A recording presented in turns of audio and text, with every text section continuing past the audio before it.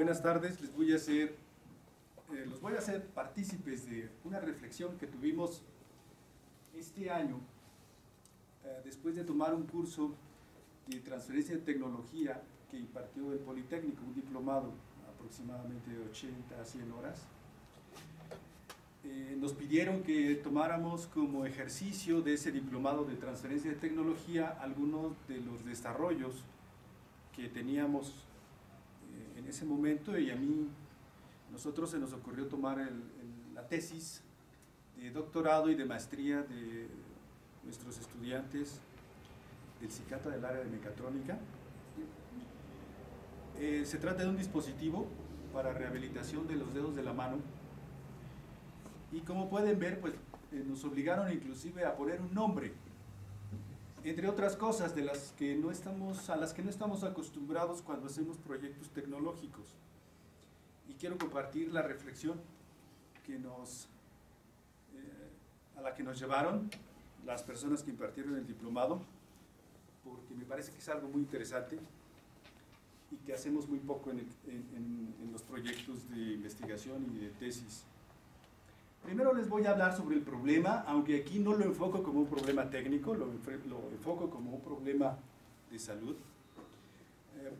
Vamos a describir cuál es la oportunidad que podemos nosotros, sobre la que podemos trabajar alrededor de ese problema. Vamos a establecer un mercado, pues porque es una oportunidad económica, establecemos un mercado,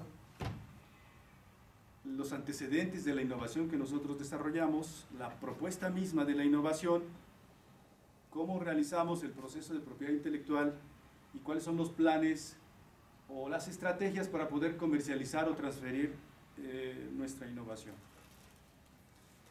El problema es el siguiente: las lesiones de la mano son las que más se atienden en los hospitales del Seguro Social, del IMSS, lo que llamamos en México. En 2011, por ejemplo, se tuvieron alrededor de 500,000 de accidentes atendidos por el IMSS, únicamente por el IMSS. Normalmente el IMSS cubre la mayor parte de las personas, de los trabajadores, puesto que tiene a todas las empresas. El ISSSTE es menos, porque únicamente tiene empleados del sector público. Por eso es que nos enfocamos al IMSS, porque pensamos que es el mercado más grande. De ese número de accidentes, alrededor de 100,000, 113,511, fueron lesiones que involucraban la muñeca y la mano. Eso representa prácticamente un tercio de los accidentes que se reportaron en un año, en el 2011. Normalmente los números se mantienen más o menos constantes alrededor de ese 30%. Y la causa principal, pues, es el uso de equipo mecánico en las empresas, el manejo manual que se hace de los diferentes productos, las herramientas, la maquinaria, como se puede ver ahí. Los trabajadores normalmente usan guantes para realizar los trabajos en las empresas, en los obreros. Imagínense el número de obreros, el número de personas que trabajan diariamente con las manos, expuestos a un gran número de accidentes. De esas lesiones tenemos que el 55% son heridas, estos son datos del IMSS, el 23% son traumatismos leves, 18% fracturas, esguinces y el 4% amputaciones. Esto sin contar lo que es el desgaste del cartílago y de la articulación, que también es una enfermedad que requiere rehabilitación en los dedos de la mano, secuelas de accidente cerebrovascular, cuando el flujo sanguíneo deja de circular por el cerebro, y la inflamación del tendón, que muchos de nuestros compañeros del área administrativa conocen ese problema, de hecho al menos dos. Yo sé que han hecho visitas por largo tiempo al seguro para poder rehabilitarse. De ese número, el 60% de los casos requiere una rehabilitación, alguna terapia. Las terapias pueden ser de diferentes tipos, pueden ser desde ultrasonido, aplicación de una sustancia caliente, hacen circular corriente eléctrica a muy bajo amperaje sobre las manos para recuperar la plasticidad en las articulaciones. Eso equivale, ese 60% equivale a alrededor de 70,000 terapias de rehabilitación por año. 70.000 terapias por año en todo el país. El tiempo de incapacidad promedio pues puede ir desde 3 días, pero también puede ir a 1 año, dependiendo del tipo de lesión. En promedio tenemos que son 21 días. ¿Cómo podemos calcular cuánto cuesta esto? Pues aquí intento hacer un costo. El costo mínimo por día de incapacidad se calcula utilizando el salario promedio del trabajador, que en México, según los datos del IMSS, es de 331 pesos diarios. Si lo multiplicamos 331 por 21 días, tenemos un costo de 21 días de incapacidad de 6.951 pesos, es lo que cuesta cada incapacidad. Si lo multiplicamos por las 68.000 terapias que se requieren, tenemos un costo de 473 millones de pesos al año. Esos costos implican desde la atención hasta los cuidados que requiere el paciente en su casa y luego todos los costos que involucra que él deje de trabajar.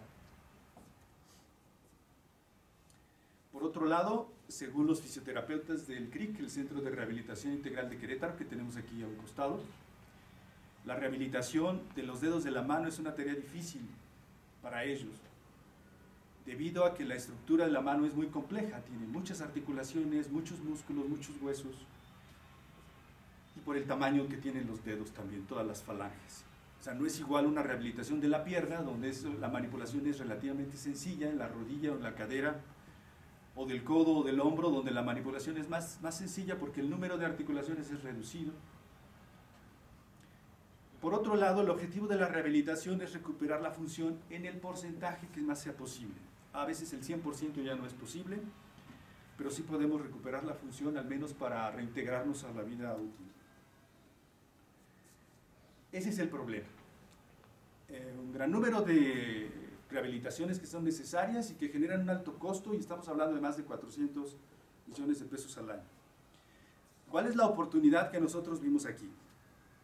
Empezamos a ver, nosotros trabajamos en robótica desde hace ya muchos años y estábamos trabajando en el campo de la robótica de inspección, robots de tipo industrial, y nos dimos cuenta que los dispositivos robóticos en la rehabilitación no son nuevos, es algo que ya se usa desde hace muchos años, por las ventajas que se señalan ahí. Todas nos llevan a reducir el tiempo de recuperación. Por ejemplo, la repetitividad de los ejercicios es mejor cuando lo hace una máquina que cuando lo hace un fisioterapeuta.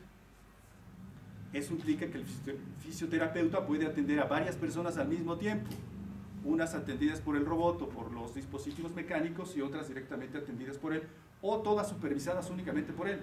Él ya no realiza el esfuerzo físico. Además nos permite monitorear el progreso del paciente día con día, terapia tras terapia. Permite entonces al médico hacer un seguimiento del paciente para ir mejorando, cambiando las terapias de rehabilitación. Se puede adaptar a cada paciente en específico, además. La máquina es programable, todo esto se programa con una computadora y se pueden tener ejercicios especializados para el mal del paciente, para el grado de avance que lleva y para el estado en que se encuentra. Esto, como les decía, pues tiene como consecuencia que se reduce el tiempo de recuperación del paciente. Es decir, que de los 21 días podemos tener menos. Se ha demostrado en otros trabajos de hace ya algunos años que el uso de este tipo de sistemas, no necesariamente robóticos, llamemos dispositivos mecatrónicos, mecánicos, reduce el tiempo de recuperación en un 30%. Es decir, que en lugar de 21 días necesitamos 14.7 días.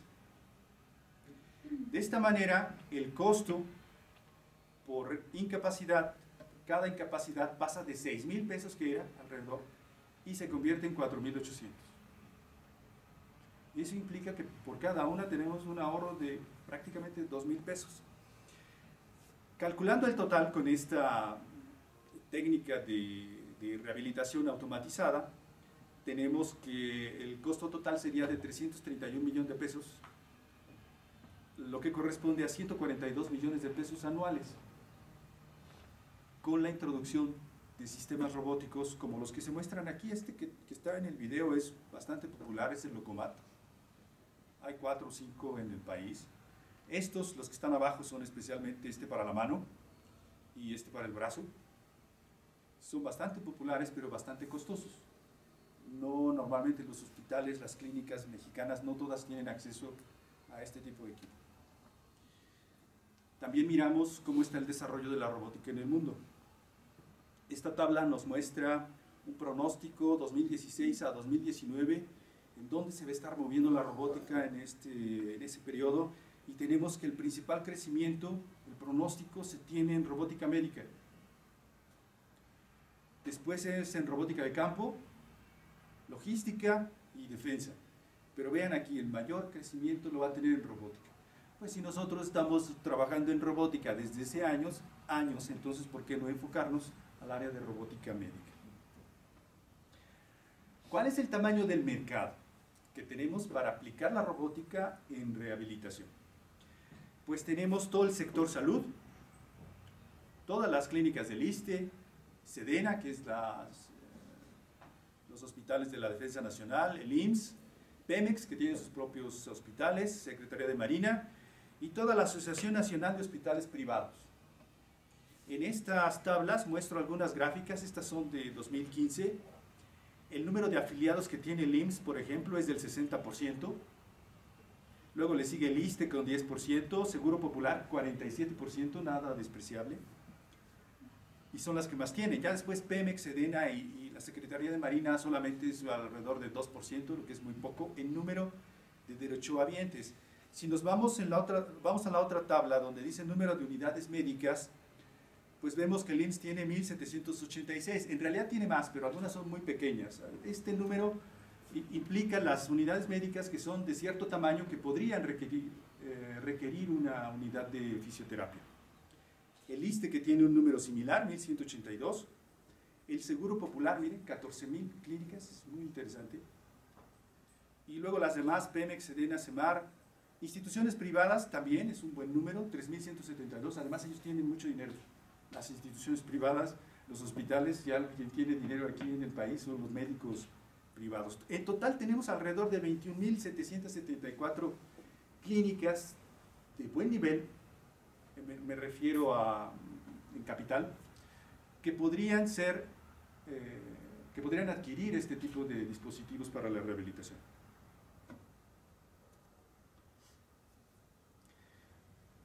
Nos enfocamos entonces a ver en qué consistía la rehabilitación de los dedos de la mano. Y nos dimos cuenta, platicando con médicos del CRIC, que son básicamente ejercicios de flexoextensión de cada dedo. Al principio, la persona que recién sufrió un accidente no tiene la capacidad de flexionar o de extender completamente las articulaciones. Entonces nosotros nos dimos cuenta que el ejercicio era relativamente sencillo a imitar por algún dispositivo mecánico. Nos pusimos a ver qué había en la literatura, en las referencias bibliográficas, los dispositivos comerciales. Caímos con estos, por ejemplo, la mayoría son dispositivos llamados exoesqueletos, es decir, que la persona se tiene que poner un guante o se tiene que fijar un guante a la mano en cada articulación, pero esa manera de fijarlos es muy compleja para un paciente que lleva la mano tensa, completamente rígida. No sé si espero que no se hayan lastimado antes, yo ya me lastimé una vez, y es prácticamente imposible poder flexionar o extender completamente el dedo, y menos aún ponerse un guante mecánico. Esos son algunos ejemplos de los que existen. Estos son principalmente de laboratorio, vean este que está aquí abajo. Yo no veo a una persona lastimada ponerse un guante que tenga tantos mecanismos. Es muy complejo. La opción comercial. Amadeus sets the worldwide standard in robotic finger Más rehabilitation. conocida es esta. The device is an assist as needed Se llama robotic Amadeus. therapy system for patients with motor function impairments affecting the upper extremity. It can also be used with EMG triggering. Amadeo uses an end effector approach. The setup time is quick, easy, and adaptable for individual therapeutic needs, allowing for more time spent on meaningful and goal-oriented tasks for the patient. Lo fabrican los austriacos. Amadeus assessments provide the therapists and patients with objective data. This information is a useful tool for shaping the therapy interventions.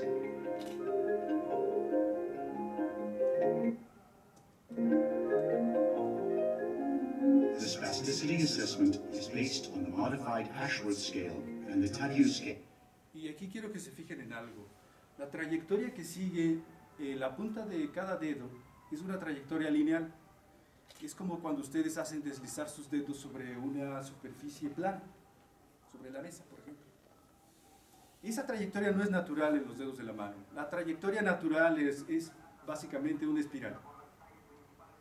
Cuando nosotros nos dimos cuenta de esto, entonces vimos que había una oportunidad de mejorar este prototipo. Este prototipo, como ven, bueno, no es un prototipo y es un producto comercial, cuesta And provides measurements $1.200.000. for individual fingers. The software-integrated EMG module enables therapy in an acute phase of rehabilitation.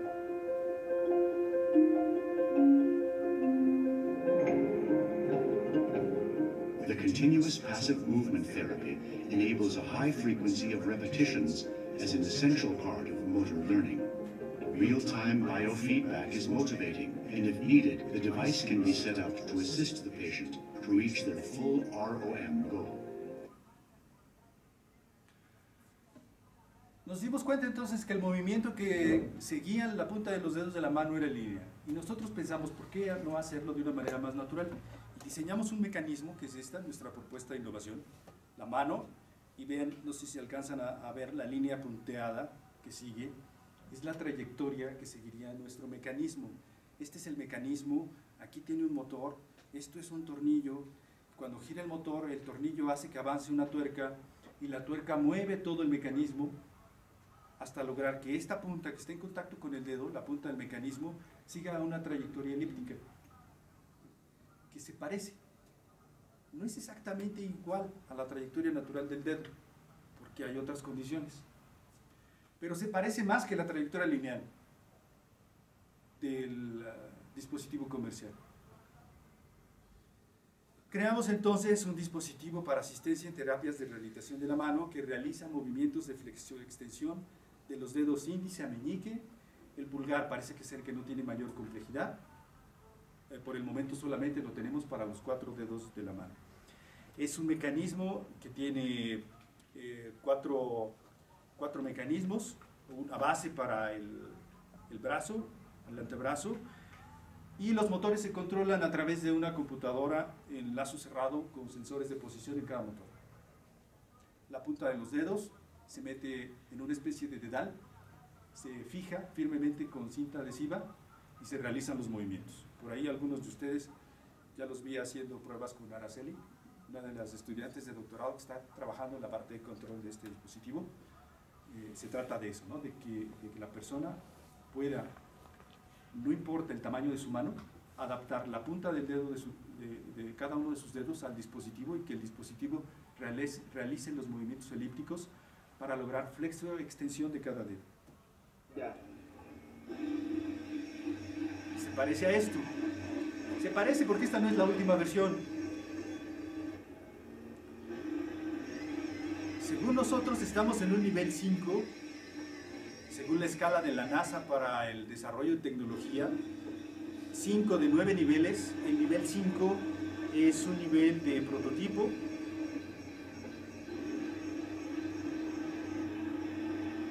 Obviamente todavía no lo ponemos a prueba con pacientes. Este es el estudiante, uno de los estudiantes de maestría que está trabajando en esto, John Rodríguez.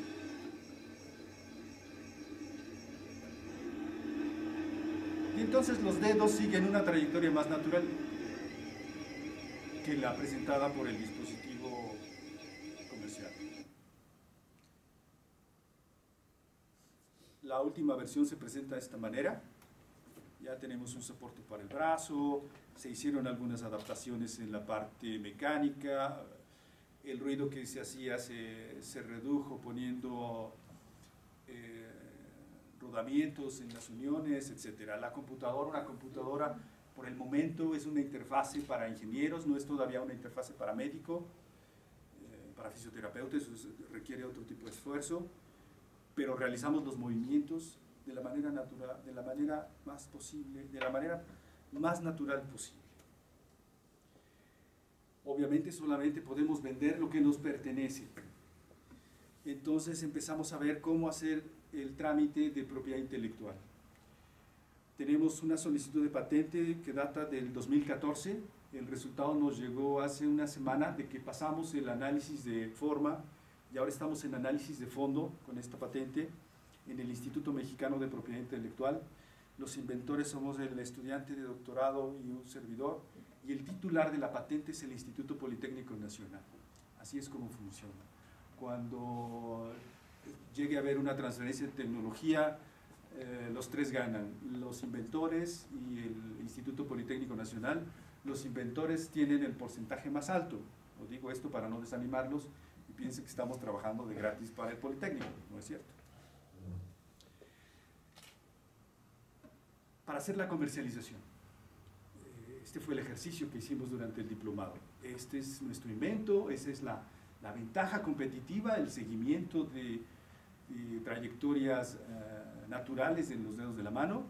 Y tenemos dos opciones: crear una empresa dentro del Politécnico, por eso se llama spin-off, apoyada en el Politécnico, o bien licenciar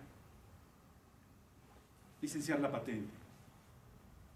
Cada una de estas opciones tiene ventajas y desventajas. Por ejemplo, crear una empresa evidentemente tiene mayores beneficios económicos, podemos tener un impacto social más amplio, puesto que generamos empleos.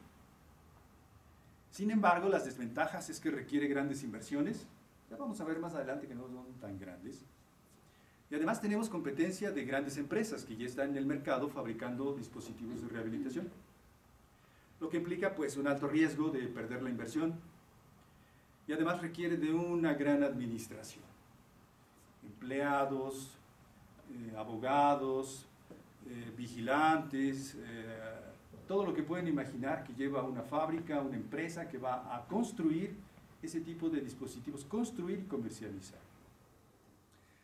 El licenciamiento es un bajo riesgo, el dinero es inmediato, nos dan un pago cuando vendemos la patente, no requiere una gran administración porque eso lo puede hacer el Politécnico, 2 o 3 personas de México y nosotros.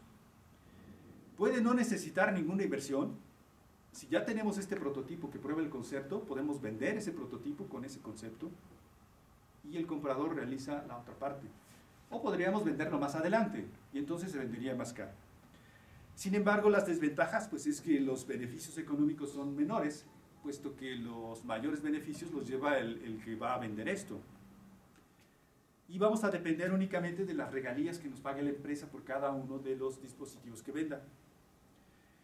Generamos poco impacto, puesto que no generamos empleos, solamente de los estudiantes, de las personas involucradas en esto. Vamos a ver en qué consiste esa comercialización. Las actividades que nosotros pensamos para realizarla: elaborar un plan de negocios, que ahora les voy a mostrar más o menos cómo se hace.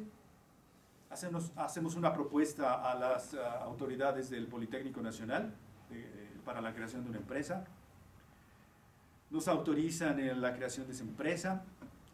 Generamos permisos a COFEPRIS, que tiene que ver con todo lo que es equipo médico, autorización de venta de equipo médico, los trámites legales de la creación de la empresa, compra de maquinaria, herramientas, mobiliario, acondicionamiento de todo ese equipo dentro de un local, dentro de un área industrial, contratar el personal, capacitar al personal. ¿Qué harían? Pues ensamblarían, validarían, venderían el dispositivo. Abrimos la empresa y hacemos algún tipo de campaña publicitaria. Nos pidieron que hiciéramos esto, que es algo clásico cuando diseñamos un plan de negocios, un Canvas, donde tenemos que poner los clientes, en qué clientes estamos pensando. Por ejemplo, nosotros pensamos en el sector salud, las aseguradoras, clínicas de fisioterapia particulares, etc.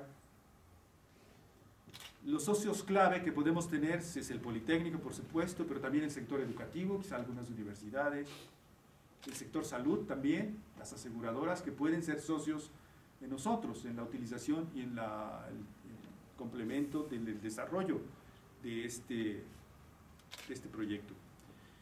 Nuestras fuentes de ingresos pueden ser por la venta del producto, pero también por la capacitación en el uso, no solo de este equipo, sino en el uso de sistemas de rehabilitación automatizados. ¿Qué más podemos? Recursos clave, pues son los humanos, tecnológicos, las certificaciones que tenemos que cubrir. Hay una norma nacional, una norma mexicana para poder desarrollar dispositivos médicos. Nuestros canales de distribución pueden ser directos al consumidor, que serían las clínicas, el IMSS, del ISSSTE, del sector privado, o también podríamos venderlo a los que son ya distribuidores de dispositivos médicos. Ellos ya tienen esa facilidad, ya tienen una cartera de clientes, los mismos hospitales, y ya nos evitaría seguir ese paso. Tenemos que cumplir un cierto número de normas, por ejemplo, buenas prácticas de fabricación para establecimientos dedicados a la fabricación de dispositivos médicos. Eso es relativamente sencillo para un laboratorio como el del Politécnico. Hay un reglamento de insumos para la salud. Esto también es sencillo porque los pacientes no tienen que ingerir nada, no tienen que sufrir inyecciones, todo es por el exterior. Existe una normatividad para etiquetar los dispositivos médicos para que todo esté perfectamente claro para el paciente, para el operador y para el mantenimiento.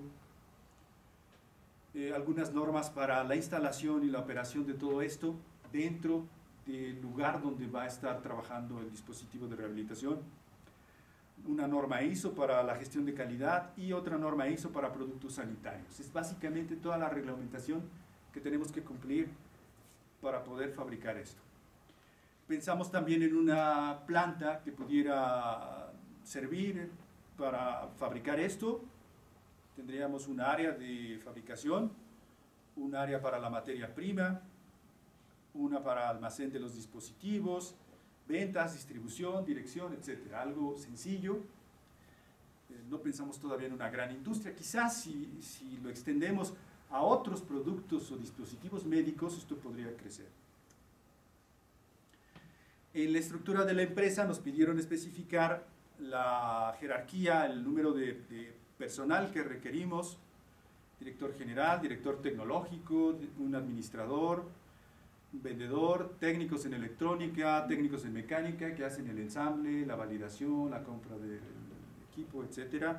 Pensamos también en un costo, en un salario mensual para cada uno de ellos, porque eso va a impactar en el salario final.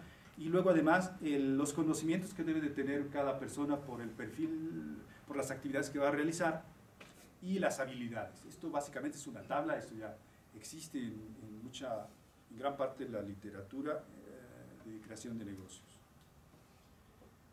Los costos mensuales hay que pensar no únicamente en los directos, que son los relacionados con la fabricación del equipo, el motor, el tornillo, los valeros, no, hay que ver un poco más allá. Por ejemplo, sueldos y salarios, gratificaciones, indemnizaciones, pensiones, jefes de producción, en fin, incluso miren aquí, intereses, seguros, combustibles. Todo esto nos lleva a un costo mensual de aproximadamente 212,000 pesos. De estos 212,000, solamente 125,000, un poquito menos de la mitad, un poquito más de la mitad, es los insumos en la fabricación. La inversión necesaria para arrancar esto la estimamos en 1,5 millones de pesos, que consiste en completar el diseño industrial. Como ustedes ven, todavía nuestro dispositivo es monstruoso para ponerlo enfrente de un paciente. Hay que ponerlo bonito, colores atractivos, que las personas no se sientan intimidadas con esto. Las pruebas que todavía tenemos que hacer para validar el concepto, los permisos y las certificaciones de COFEPRIS, honorarios profesionales para al menos el primer mes, la renta de una nave industrial, acondicionamiento de la nave, constituir la sociedad, publicidad, equipos de oficina, mobiliario, equipo de cómputo y la maquinaria que ocupa prácticamente la mitad de este presupuesto, que son 700,000 pesos. Tenemos 1,5 millones de pesos, que no me parece ser excesivo. Aquí si hacemos cooperacha, nos toca 100,000 pesos cada quien y ponemos un negocio. Otro asunto importante es cómo fijamos el precio del producto. Hay 3 métodos para fijar el precio. Uno es basado en el costo, en lo que me cuesta fabricarlo. Otro es basado en la utilidad, cuánto quiero obtener, qué ganancias quiero obtener, algo que me permita vivir de eso, ¿no? Y luego un precio basado en competencia. Son 3 formas de consultar el precio. Normalmente hay que tomar el menor y el mayor y hay que ponernos en medio. En nuestro caso, el mayor era el precio de la competencia, que es 1,200,000 pesos. Y luego está el precio por unidad, lo que en función de la utilidad que queremos obtener. Nosotros queremos obtener una utilidad del 100%, es decir, 82,000. El precio debe estar entonces entre 82,000 y 1,200,000. Para no vernos tan ambiciosos y tratar de hacer algo razonable, pensamos en un precio de 130,000 pesos, que por cierto que sería bastante competitivo si consideramos el de la competencia. Tomando en cuenta el mercado, estimamos que podemos hacer una venta de 5 de ellos mensuales, lo que equivale a 650,000 pesos al mes. Hicimos un pronóstico de ventas, incrementando las ventas en 5 cada mes. Bueno, aquí tiene hasta 3, pero hicimos un cálculo a 5 años y nos dio esto. A 5 años tenemos un total de ingresos en el primer año de alrededor de 8 millones. Sin embargo, esos 8 millones son ingresos y de ahí tenemos que descontar los gastos fijos, sueldos, gastos variables, rentas, etc.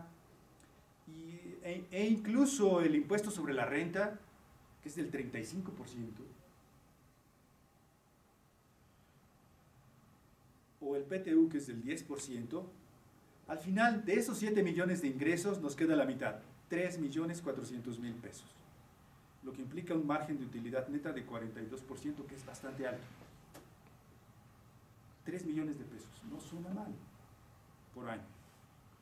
Como pensamos en incrementar las ventas, en el segundo año tenemos 6 millones, en el tercer año 22 millones, 24 millones en el cuarto y al final 25 millones. Lo que es bastante atractivo. Bueno, para mí, nuestro sueldo de profesor. La otra opción es licenciar la patente, es decir, no me meto yo en las cuestiones de estar vendiendo, de estar fabricando, de pelearme con los sindicatos, etcétera, y vendo la patente. Licenciar significa realizar un convenio que otorga al dueño de la patente, que otorgamos nosotros, que somos los propietarios de la patente, para que alguien pueda explotar comercialmente la invención. Y ese convenio debe especificar lo siguiente: ¿cuál es el pago por el licenciamiento? Que es un pago único al principio. ¿Cuál va a ser el porcentaje de regalías? En cuestiones de ingeniería se da hasta el 6%. Si uno lo puede manejar bien, puede ganar uno el 8%. Es decir, por cada artículo que él venda, él me da el 6%. Debo especificar si él tiene derechos de exclusividad o si puede haber otro vendedor. Debo especificar también si ese vendedor, ese segundo vendedor o a quien yo le vendo la patente, es mexicano o es de otro país. O si él puede venderla solo en México o puede venderla en cualquier parte del mundo. ¿Por cuánto tiempo le estoy yo dando el permiso? Si es de por vida o si es solamente por un año. Debemos de tener un compromiso de comercialización de parte del que nos vende la patente, el que nos compra la patente, porque puede ser que él no haga ninguna venta, entonces no recibimos nada en regalía. Debemos especificar, en caso de disputa, quién va a ser el árbitro, si va a ser en la ciudad de Querétaro o en la ciudad de México, quién va a arbitrar esto en caso de un pleito. Si él hace mejoras, él compra la patente, él hace mejoras, ¿a quién pertenecen? ¿A él o a mí? Eso hay que especificar aquí. Y también condiciones para terminar el convenio y todo lo que les parezca a ustedes tener sentido común cuando hacemos un convenio comercial con alguna otra persona. ¿A quién podemos licenciar esto? Pues a todos los fabricantes de dispositivos automáticos para rehabilitación. Aquí hay una lista, no es exhaustiva, está Jocoma, Tyromotion, incluso ellos, los que fabrican el dispositivo que ya es comercial. otra empresa que se llama Motec, Hasomet, Fesia, Tecnalia, etc. Todos ellos son posibles clientes que podrían estar interesados en comprar la licencia y fabricarlo ellos, puesto que ya fabrican dispositivos de rehabilitación y ya conocen toda la normatividad y ya tienen toda la infraestructura para fabricar, construir este tipo de dispositivos. ¿Qué pasa con el dinero? Si tomamos en cuenta el 6% de regalías sobre el precio de venta y ellos tienen ventas de 7 millones, casi 8 millones de pesos, tenemos que en el primer año tendríamos $500,000 de pesos, al 100%. Tomando en cuenta que ellos van a vender lo mismo que estábamos calculando. El segundo año 800,000 pesos, el tercer año 2 millones, el cuarto año 3 millones y el quinto pues ya se mantiene estable, que tampoco es nada despreciable este dinero, y además no nos ensuciamos las manos con cuestiones de empresas. En conclusión, la robótica en México, en todo el mundo, ha crecido los últimos años y no va a dejar de crecer, pues representa entonces una gran oportunidad. El área de dispositivos de rehabilitación médica, al menos en México, todavía no hay ninguna empresa que haga esto. Para asegurar la correcta transferencia de tecnología, necesitamos patentar, tener la propiedad intelectual de lo que vamos a vender. Debemos de tener un mercado potencial, si no es inútil que desarrollamos algo novedoso, si no tenemos a alguien que lo pueda comprar. Y bueno, finalmente, dos formas de comercializar o de transferir la tecnología. La primera, creación de una empresa, y la segunda, hacer un licenciamiento de la patente. Pero es muy importante patentar. No tienen que esperar a tener el proyecto terminado para pensar en patentar. Se puede patentar mucho antes. Y ni siquiera les tienen que otorgar la patente. El otorgamiento de la patente puede tomar 4 o 5 años. Pero desde que la registran, es una prueba de que eso es suyo. Ustedes la registran hoy y a partir de mañana podrían empezar a comercializarla. Pues esto es todo, muchas gracias.